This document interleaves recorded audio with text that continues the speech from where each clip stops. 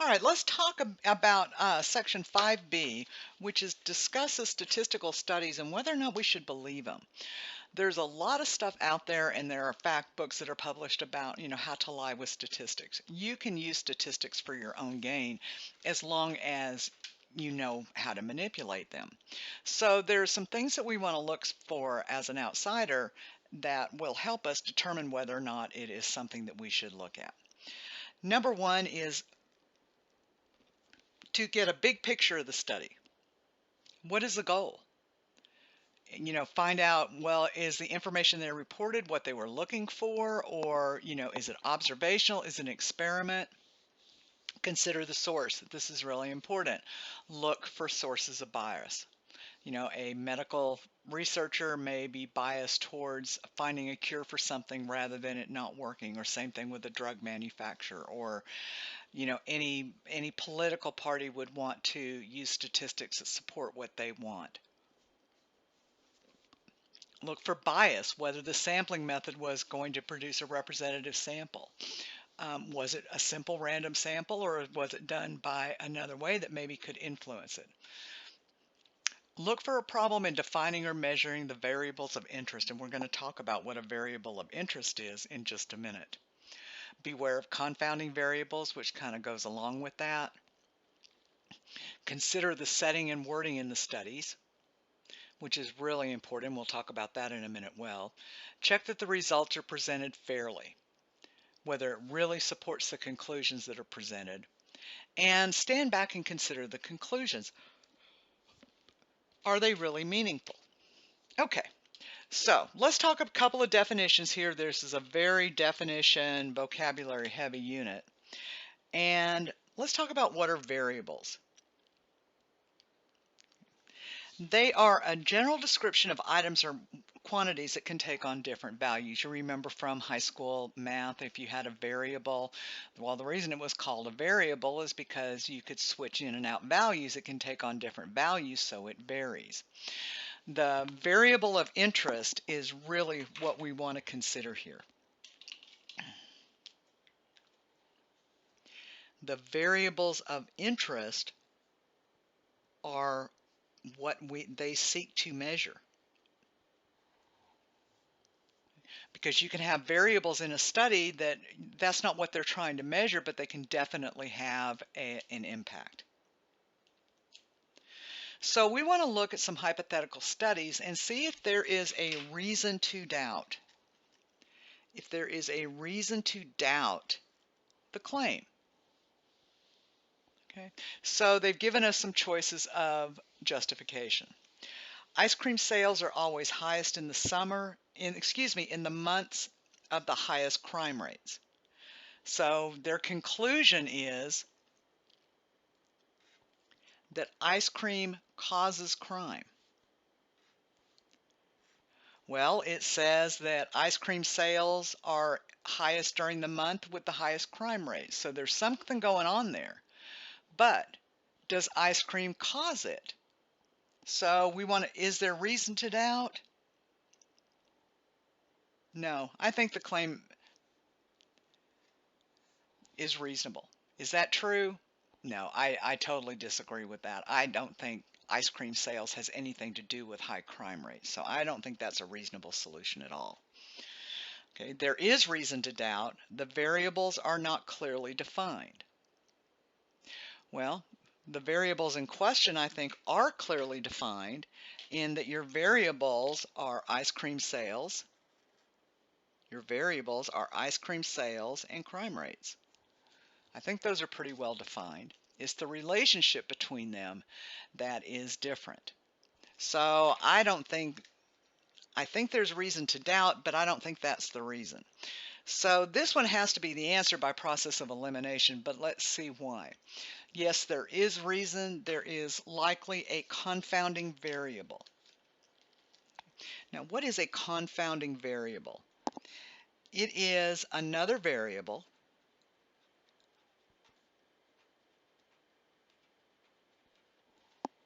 that can impact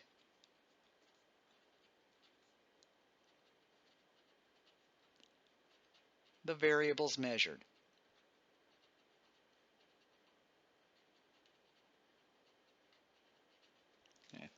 Well, I already said that I don't believe that the sale of ice cream increases crime, but there seems to be a correlation there. Ice cream sales are highest in the months where the crime rates are highest.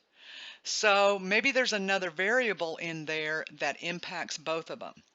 Well, my thought is, and I don't know if you ever follow crime statistics or not, ice cream sales are probably highest in the summer when it is the hottest months. Well, same thing with crime. And if you follow statistics about that kind of thing, you will see that crime always goes up in the summer. People are hot, they're tired, their tempers flare, and what could probably be dismissed in different situations turn into a crime. So a confounding variable that would impact here would be the temperature. When it's hot, ice cream sales go up and crime goes up. Okay. All right, the next example is the local Chamber of Commerce claims that the average number of employees among all businesses is 12.5. Okay, is there reason to doubt? Well, we don't know about a lot about how the study was conducted, but the Chamber of Commerce, probably all businesses in a community are registered with them, and I don't know that they would have any reason to doubt their information. So I'm going to cross this one off immediately. I don't think there is a reason to doubt it. There's no reason. I can't think of a reason that they would have to bias that information. Okay. Well, I'm going to say cross this one off as well because of the yes. I don't think there is a reason for it based on just simply the information they have. Okay, so I don't think there's a reason to doubt, but now we have to think about why we don't think there is a reason to doubt this information. Well, there is not a reason to doubt it because the number is believable for a town. There is no reason, the Chamber of Commerce had have no reason to distort the data. Now, to me, this one makes more sense. I don't know if this is a believable number for a town or not. I don't know anything about that. But I also can't imagine that they would have a reason to distort the data. I don't know if that having what the average number of employees being 12 versus 100, I have no idea what that would do to, the town or why they would want to distort that. So that to me seems to be the best choice here. Okay. The next one is a newspaper reports that over 60% of adults avoid visits to the dentist because of fear. I'm one of those. Which of the following is crucial information that you would want to know before acting on the study? So crucial information. All right, so this might go back to guidelines to evaluating or just thinking about it. Okay, well, let's see. Select all that apply. So it could be more than one of those. Okay, the variable of interest. Okay. I would say that would be important because maybe they found out that they avoid the dentist because of fear, but that wasn't what they were talking about. So I would say I would want to know what did the study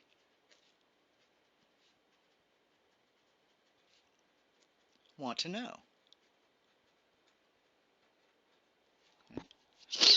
How the respondents were chosen. Did they only select people that looked like they hadn't been to the dentist in a while, or did they, just randomly, how did they get that? Well, the goal of the study kind of ties into this. I would want to know what was the goal of the study. Was it about fear? Was it about dentistry? Was it about, who? And also, what did the questions ask?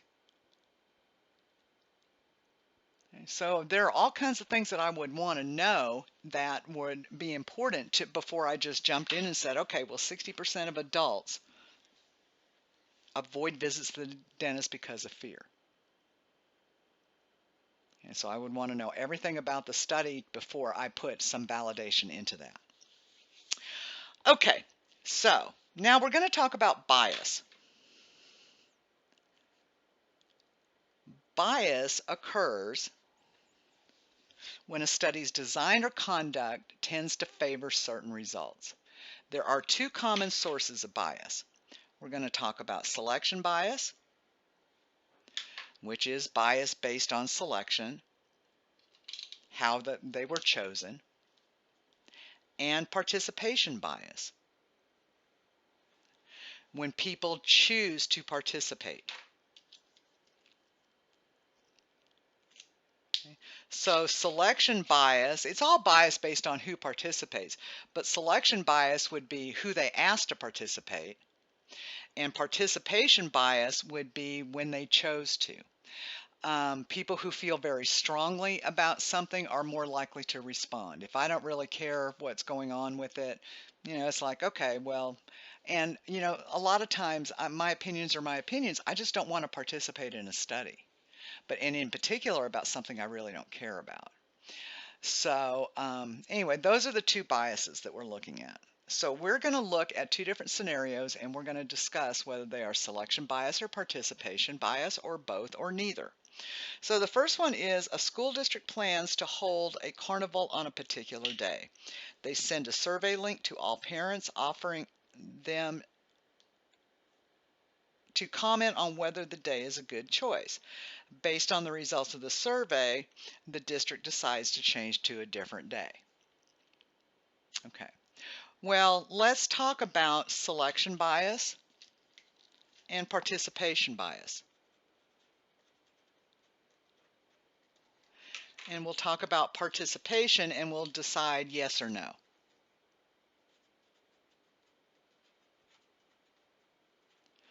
Okay, well, selection bias, let's see.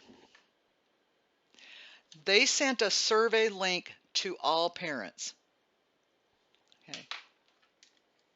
So I'm going to say no. All parents were asked to participate. Okay. Now, participation bias, I don't know, but I would say yes. If there is a bias, it's going to be because of that. It ended up changing the date. So my guess would be if they sent the survey link to all parents, the parents who really didn't care probably didn't answer, and the ones who thought that the day was the same, they probably didn't answer, thinking it wouldn't be chosen. But I would say it would be more likely to respond if you are unhappy with the original date.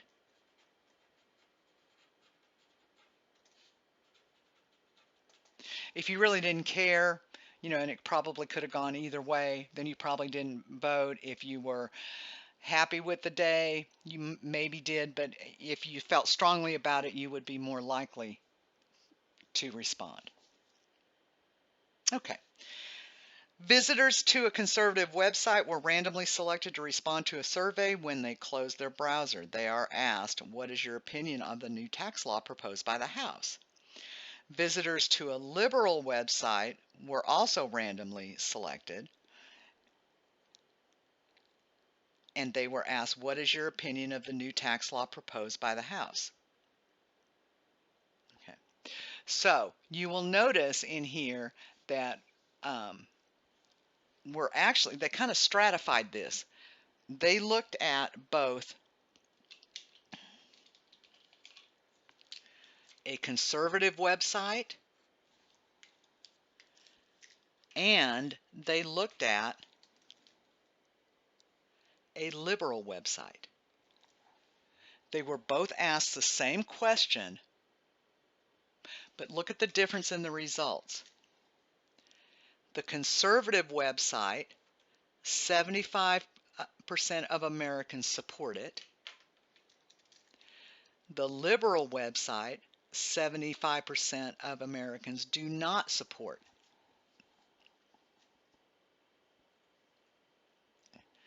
So why did they get these differing results?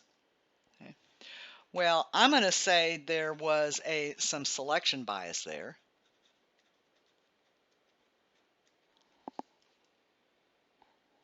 Neither website represents all Americans.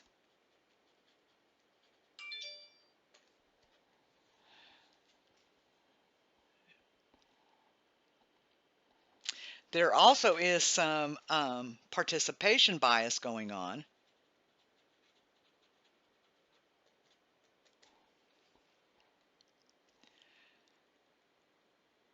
They would choose to respond. And again, some people do not respond at all to surveys. If I'm asked, anytime you go to like, just visit your credit card bill online or anything like that, they always ask if you are willing to do a short survey at the end. And I always say, no, I'm not interested. Okay. So you would choose to respond, and you are probably more likely to respond if you feel more strongly. If you feel strongly about the issue.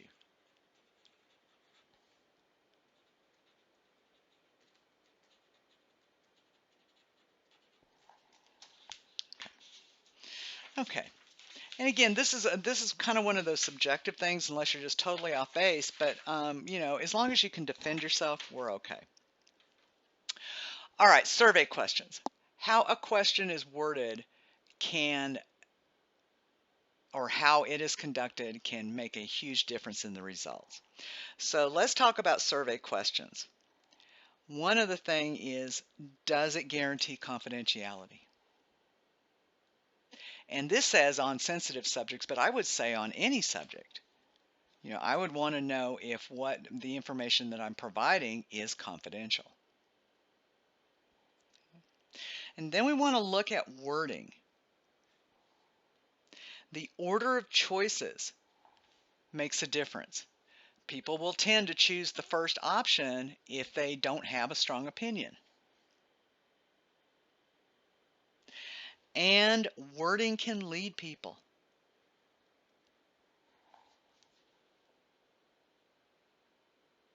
Okay. So if it's an open-ended question where it's just it doesn't have any bias in it, but wording can lead you to it. Things like you want to do your homework, don't you? Instead of just saying in a question, do you want to do your homework? The first one leads you into thinking, okay, I'm supposed to answer yes. So you want to think about that. Okay, so we're going to look at two different programs here. We're going to look at, they asked two questions from the same sample of people. Okay, so in question A, and we're just going to call them A and B, do you favor a tax cut or increased spending on other governmental programs? And 75% favored the tax cut. In question B, do you favor a tax cut or spending to fund new retirement savings, as well as increased spending on education, defense, Medicare, and other programs? And 60% favored spending. So again, they really wanted to know the same information, but the way the question was answered led into from a 75% favoring the tax cut to 60% favoring the spending. Okay. So why did they produce seemingly contradictory results? Well, A, the spending is too vague. Okay. because other government programs, it could be anything. It could be something that you support. Maybe you support defense spending or Medicare spending, but it could also be to, again, my favorite examples is to fund a study to find out if frogs fall in love. Okay. The spending was too vague, so I think they would go with the tax cut. B gave specific to the spending, and people might think, okay, well, I'm okay with that. If that's what the money is going to go towards, then I could deal with an increased spending. Okay, how could they be used by various groups? Well, I think that's pretty obvious. A would be tax cut supporters, and B would be tax cut opponents,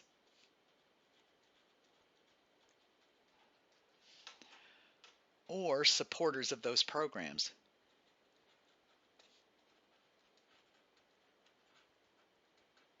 Okay.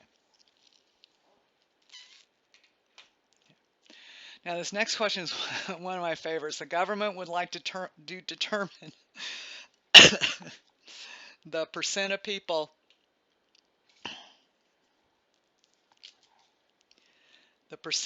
who cheat on their taxes. Discuss some things they can do to help ensure accurate results. Okay. All right. Well, the number one thing that I would think about would be confidentiality.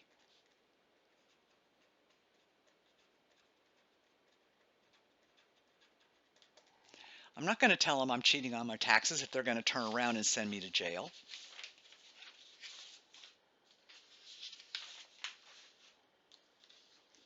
Okay. Another thing that I would definitely want to talk about is what is cheating?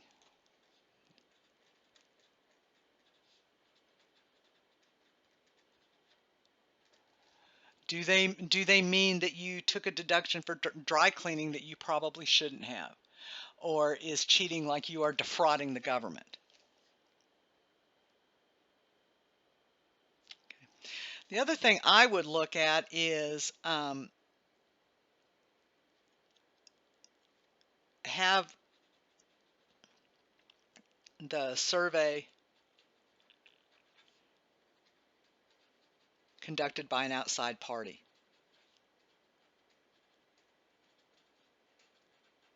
Again, that goes to the confidentiality of it. I don't want anybody in the IRS doing this. Ensure there's no penalty.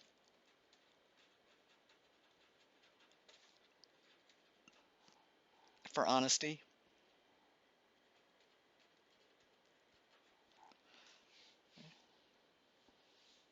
And look at income.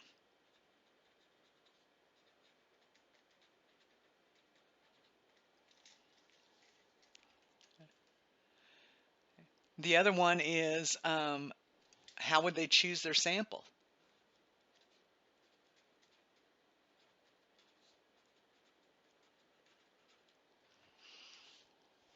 If you're only going to ask billionaires, or you're only going to ask people who are barely getting by, it goes back to looking at income. Okay, so there are other things as well, but these are just the things that students and other people have, and we've all come up with it, would be things.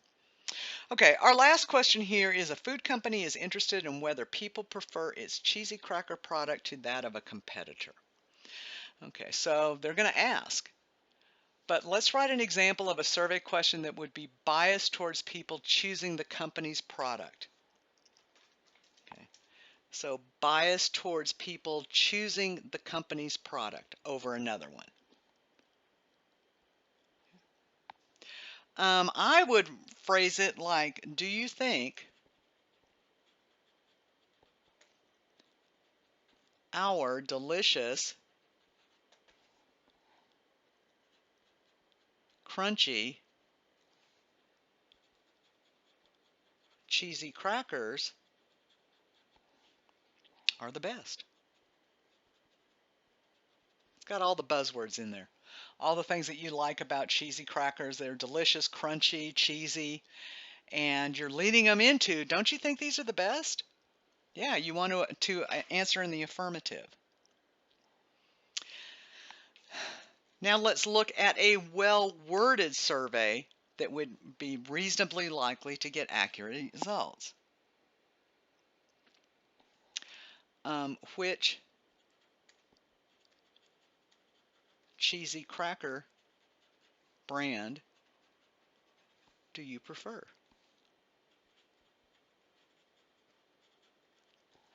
It's open-ended. It's not a yes/no. They could list any brand of cheesy crackers and it would probably get more accurate results.